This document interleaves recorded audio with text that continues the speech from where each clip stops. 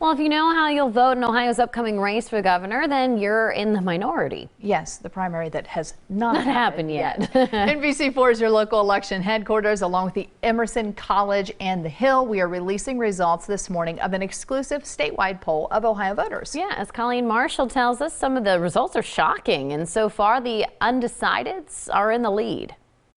With 4 decades of political history that took him to Capitol Hill and to Ohio's highest office, you might think incumbent Republican Governor Mike DeWine would be the runaway leader in his own party's primary.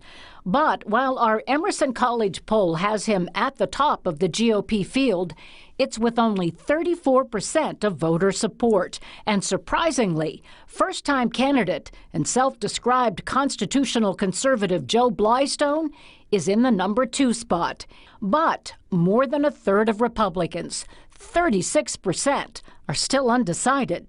Disappointing results for a sitting governor? Well, I think he does have to be disappointed. DeWine really, I think, probably was expecting that there would be a lot of Republican blowback to him, particularly dating from the early days of the pandemic. The governor's approval rating among all Ohioans is at 45%. Those numbers were interesting because we found that Mike DeWine had the highest approval among Democratic voters, followed by Republican voters, followed by independent voters. And of course, the elephant in the room, and I think elephant is the appropriate term to use, is Donald Trump. That's because a clear majority of voters, more than 61%, would be moved by a Trump endorsement. My guess is he will want to make an endorsement in the gubernatorial race because he's not a big fan of Michael DeWine. So you can foresee Donald Trump coming in and endorsing Joe Blystone? Yes, or Renacci. But I think that Trump has been pretty good in general about not wanting to waste his endorsement on somebody he doesn't think can win.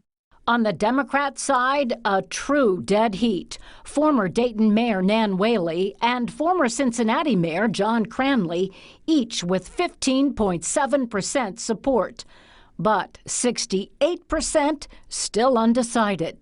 Beck does not expect Joe Biden to break the deadlock with an endorsement. I don't think he's going to make one. It's unusual for a president to join in to nomination contests in his own party.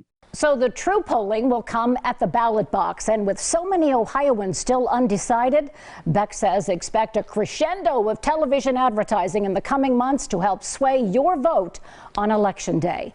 Local for you, Colleen Marshall, NBC4.